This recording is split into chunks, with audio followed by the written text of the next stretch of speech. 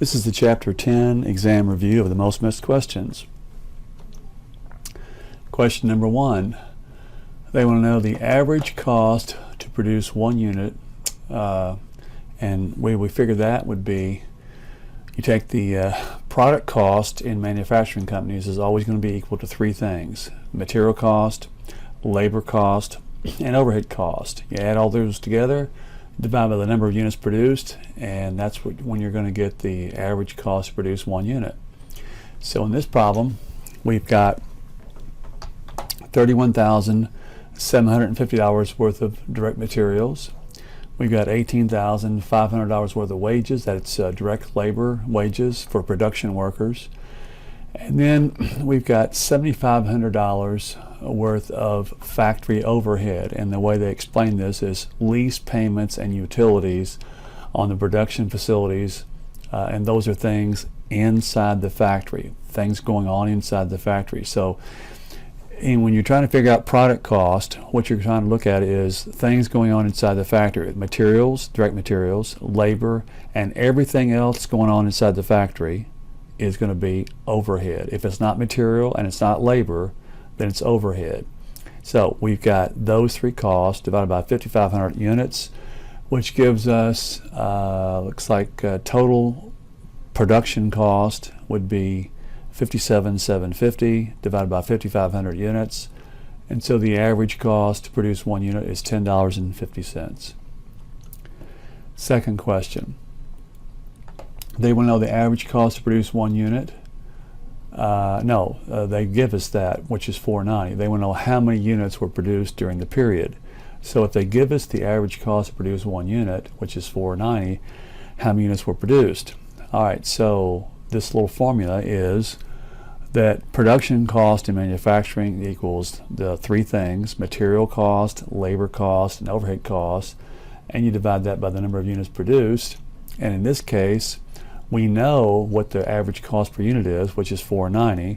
We also know the individual unit total cost of these items, which would be $28,810 for direct materials, $49,900 for direct wages, that is wages inside the factory for production workers.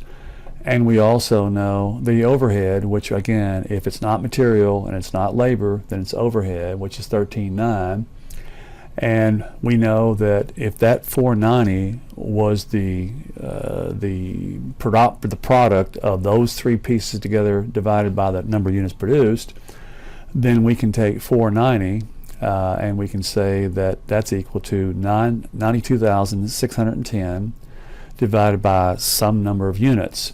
So we can take the $92,610, divide that by $4.90, and we'll get 18,900 units. So we're kind of working this as backwards from the last problem. Third question. They want to know what is XYZ's cost of goods sold for the year. Okay, cost of goods sold, the first thing you have to figure out would be, in this situation, the product costing and manufacturing is going to be equal to these 3 pieces: material, labor, and overhead. And you divide that by the number of units produced, and that'll give you the unit, the cost per unit. But again, they want to know cost of goods sold for the year. And so we're going to figure out first this cost per unit, which is the material cost, $11,360. $11,100 would be the wages for the workers, that is inside the factory, that are touching the product, which is direct labor, and $10,100 for the overhead, which again is, they just described this as lease payments and utilities on production facilities. Production facilities, that's what's really key here. And you divide that by the number of units produced, which is 7,400, and you get $440 per unit. And then the cost of goods sold, which is what we're looking for here, is number of units sold times the product cost per unit. In this case, it'll be 4,600 units that were sold. They gave us that they produced 7,400 units and they sold 46. And the cost of those units that they sold is called the cost of goods sold. So the 4,600 units that they sold times the 440 per unit cost that it costs to make each unit gives you a total cost of goods sold of $20,240. Next question. They want to know, what is the amount of gross margin for the first year? Okay, gross margin. The first thing we're going to do before you figure out gross margin, by the way, gross margin is the sales minus the cost of goods sold. That equals gross margin. So sales minus cost of goods sold equals gross margin. But first we have to do some calculating to get to that point. So we're going to go back to our old thing we've been looking at since we've started reviewing this, which is product cost, which are materials, labor, and overhead, divided by the number of units produced. So materials, direct materials were 7,000. That's direct materials were 7,000. And we have $9,500 for labor. Direct labor is $9,500. And then we have overhead, which is $8,500, which was also given to us. So now we can take and find the cost of goods sold, which would be, in this case, it says here in the problem here that they produced 5,000 units and they sold 3,000. So we'll take the 3,000 that they sold times the cost per unit, which we figured out right above here, and the cost of goods sold is 15,000. Remember up here I said that sales minus cost of goods sold equals gross margin. Well, you can take that formula, that revenue, which is sales, minus cost of goods sold, and get gross margin, and we can plug in now some things that we know. We know that they sold these 3,000 units at a price of $750 a piece, so we can find out total revenue by taking 3,000 that we sold and multiplying that times $750, and then subtracting off the cost of goods sold that we figured out here before. And so total sales, or total revenue, minus 15,000 should give us gross margin. So the total sales, or total revenue, were 22,500. That's sales, minus the cost of goods sold, which is 15,000. That gives us gross margin of 7,500. Next question. They want to know, what is the amount of finished goods inventory on the balance sheet at year end? Finished goods are something that when you make several items and you don't sell all of them, then you end up with finished goods. So let's see what we've got here. First thing we're going to do again is figure out the cost per unit that we were making these items at. So it's going to be the total product cost will be the material cost plus labor plus overhead divided by the number of units produced. We've seen this lots of times. So the materials that we use to make these products, that's direct materials. We spent $10,000 on those direct materials. We spent $11,500 on wages, that is direct labor, so that's $11,500. And then it looks like we also spent $10,500 on overhead cost. Now we made 8,000 units and we sold 5,000 of those units, and we sold those at a total retail value of $6.50. So now we're going to figure out, let's see, we sold those, and okay, so now let's go to our next step. So the unsold units we have here, if we made 8 and we sold 5, we must have 3,000 unsold units. That is, we produced 8,000, we sold 5,000, so 3,000 we still have left in ending inventory, which is what this is. Now we're just going to take that number, which is the 8,000 we made, minus the 5,000 that we sold, that's 3,000, times the cost of those units that it cost us to make them, and that'll give you what the ending finished goods inventory will amount to. In this case, the ending inventory was like 8,000 minus 5, which is 3,000, times $4 per unit, or finished goods inventory should be 12,000. Next, they want to know, what is the XYZ's net income for the first year of operation? All right, first thing we're going to do is figure out the cost that we had for these units, and we've got material costs.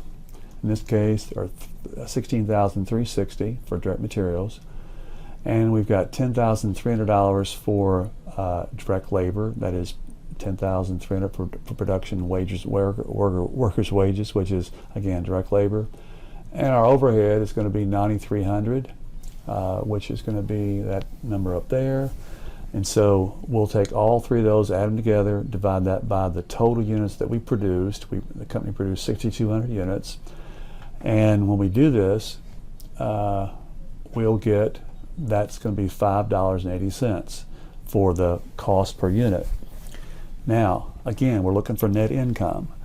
So the next thing we're going to do is we're going to figure out the cost of goods sold. Now, there may be shortcuts to this, working this problem, but I'm going through all the steps that I would go through in a normal situation to show you all the pieces, and then we'll find out what we're looking for, which is the net income for the first year. So in order to get cost of goods sold, you want to take the number of units that we sold, and so it looks like we made 6,200 units and we sold 3,800 of those. And that 3,800 we'll put in here, multiply it times the cost per unit, which is $5.80, and this will give us the cost of the units that we sold, which is $22,040. So we now had cost of goods sold, and to get net income, we want to take revenue, and that'll be the units that we sold times the selling price of $8.30. That'll be total revenue. The cost of goods sold we've already got, which is $22,040, which is cost of goods sold. And then the other expense to come to net income, which is below the gross margin line, will be the selling and administrative expenses. And in here they told us that selling and administrative expenses total $4,800. So now we've got enough to solve this. So we can say that the revenue, total revenue, amounted to 3,800 units. That's how many we sold, times $8.30 per unit. That's the selling price, minus the again the 3,800 units that we sold times their cost, which is $5.80 per unit. Also minus the selling and administrative expenses, which are $4,800. You crunch all that in your calculator, and here's what you come up with: net income. That's what you come up with, and that's going to be revenue, $31,540. minus the cost of goods sold, which is going to be $22,040, minus the selling and administrative expenses, which is $4,800. So net income is equal to $4,700. Next question. They want to know what allocation rate should be used if the company incurs overhead costs of $18,620. All right. Whenever you figure out overhead allocation rates, you want to keep the following things in mind. The company's overhead costs are driven or affected by the number of direct labor hours, because the production process is very labor intensive. So we have figured out that there's a real close connection between how much we spend on our overhead versus how much direct labor we have. We've figured out those two relate to each other very closely. So keeping that in mind, then we should try to come up with an allocation rate for overhead based on labor hours, because that seems to be something that's very, very tightly wound together. Those two things correlate very closely. So based on that, we're going to say that we can figure out an allocation rate for overhead. That is how much we used overhead by, how much we're going to put overhead into our process by taking the overhead costs that we have and dividing that by the allocation base. In this case, it should be labor hours. So we're going to say that the allocation rate, which is going to be the total overhead we spent, which is $18,620, that's in the problem up here, says that during this period of time we've got, let's see, direct labor or labor hours of 790, and we've also got that would be for product A, and we've got 190 hours that we spent on labor for product B. So the total hours of labor that we spent, we're going to add those two together. We're going to divide that by the total we spent on overhead, which they just gave us. That is what the allocation rate should be used if the company incurs, that is spends, that much overhead, that which would be 18,620. So when we do that, what we find out is that 18,620, that's how much we spent on overhead, divided by the total labor hours that we incurred, which are 980, means that every time that we have, in this case, spend labor, we should allocate $19 to overhead. So let's go to the next question.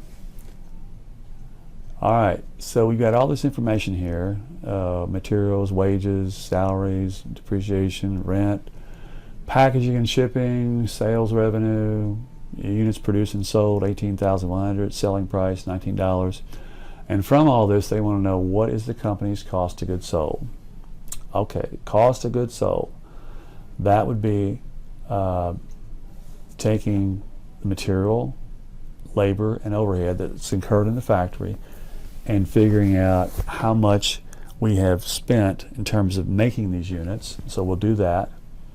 And then we've got material cost of raw materials used, $18,100. We've got direct labor, which also was incurred inside the factory, which is $38,100.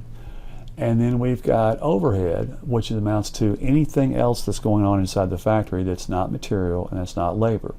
Well, sales, salaries, and commissions, that's not something going on inside the factory, so we don't count that. But we do count $2,810 for depreciation, which we've got that down here. And we also count rent on manufacturing facilities. That's something that's part of the factory. So it's 23.1. Those two things are considered overhead cost. In this problem, packaging and shipping expenses, they don't consider that in this situation as something going on inside the factory. It's maybe going on inside a warehouse or something, but not inside where we actually make the product. So you don't want to count that. Other books might include that, but we're not going to include that in this situation. Anyway, you take all those costs divided by 18,100 units, which is how many units we made, produced, and sold. And when you do that, take all those costs divided by 18,100 units, you get the cost per unit, which is $4.54. Now, this problem wants to know what is the cost of the company's cost of goods sold. Well, the cost of goods sold would be how many units we sold times the cost per unit. Well, the cost per unit was $4.54, and the number of units sold was 18,100. So the cost of goods sold will be $82,110. Now, I've already said this before, but I think I'll repeat this, which is sales, salaries, and commissions are not included in the cost of goods sold because they're not something that's going on inside the factory. Now, this packaging and shipping supplies, like I said, that's something that in some situations, depends on the real world situation. If those things are going on inside the factory, that is inside where you're making these items, you'd include those also. But this particular book and this particular situation has decided not to include those as part of something that's going on inside the factory. So therefore, we don't include them there. Okay, next question. We have a set of information here. We've got raw materials, labor, sales, salaries, depreciation, rent, administrative supplies and utilities, sales revenue, units produced, units sold, and they want to know what's the company's net income. Okay, net income. We're going to take all of the cost, first of all, that are product cost, and we're going to figure this out just like we make an income statement up. So we're going to take all the product costs, which were $16,000 for material, $32,000 for labor, direct labor, and then the overhead pieces, which were $2,900 for depreciation on something inside the factory, which is production equipment, $2,900. That's a cost. And $3,900, which is the rent on the factory facilities. That's, again, something that's related to the factory, $3,900. We're not going to include administrative supplies because that's in the office, and we're not going to include sales, salaries, and commissions because that's also outside the factory. All right, so got all those costs that related to something inside the factory. Divide that by 3,000 units. That's how many we produced and sold, and that gives us a total product cost per unit of $18.27. Now remember, we're trying to get net income. Now again, there's probably shortcuts to this, but I'm going to show you the whole thing just like I was putting together an income statement. So to get the cost of goods sold, we're going to take the number of units that we sold, which in this case was 33,000, times the total product cost per unit, which was $18.27. And our cost of goods sold is going to be $54,800. That's the 3,000 units that we sold times the cost per unit of $18.27. Gives us a total cost of goods sold of $54,800.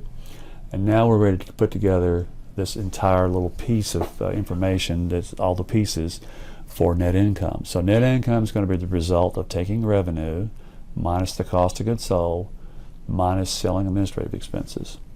So here's our net income. It's going to be revenue of $95,000, our sales revenue, $95,000, minus the cost of goods sold of $54,800. We figured out the cost of goods sold earlier, $54,800, minus selling and administrative expenses. Remember, those things that are not inside the factory are somewhere else outside the factory are considered selling and administrative expenses, or selling administrative. So we've got sales, salaries, and commissions, $24,000. That's that, and then $4,000 for administrative supplies. And when you combine all those things together, you get net income is going to be $12,200. Now, again, why wasn't sales, salaries, and commissions included in the cost of goods sold? It's because it wasn't going on inside the factory. Same thing with administrative supplies and utilities. It's not going on inside the factory, so therefore it's not part of cost of goods sold.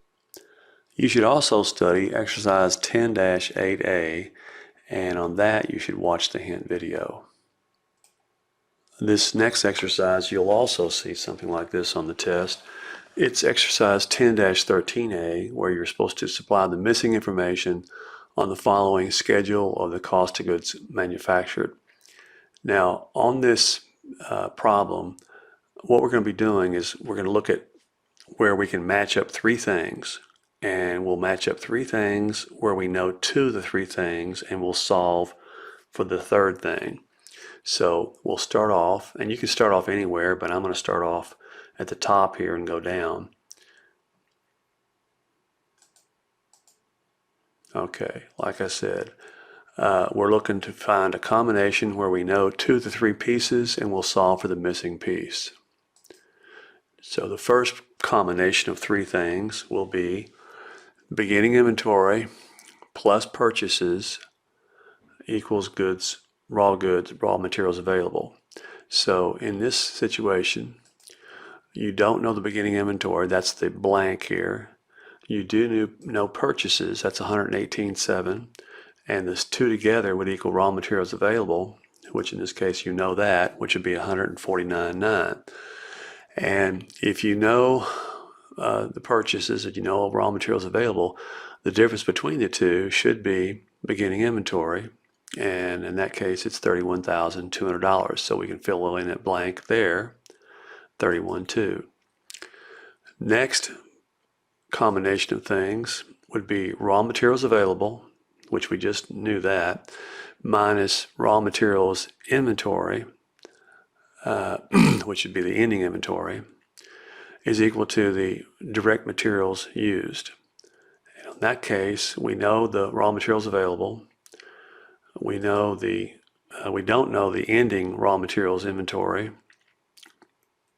but we do know that the direct materials used, raw materials and direct materials are the same thing in this problem.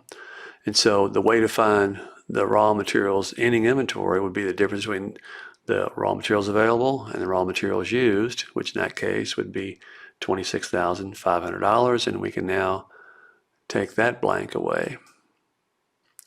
Our next combination would be direct materials used is going to be, starting off with that, plus direct labor plus manufacturing overhead. All three of those things together equals total manufacturing costs. And let's see what pieces we know and what we're trying to find here.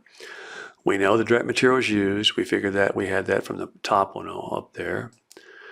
Direct labor we don't know. That's the missing piece. Manufacturing overhead, we know that, which is 22.4. And we also know total manufacturing cost, which are 309,300. So to find this missing direct labor, we'll add these two pieces together, that is materials used and overhead used, subtract them from the total manufacturing cost, and that should give us direct labor. and that's going to be $163,500, and we can take that blank away. Our next combination would be total work in process minus ending work in process is equal to the cost of goods manufactured. So let's see what that comes out to be.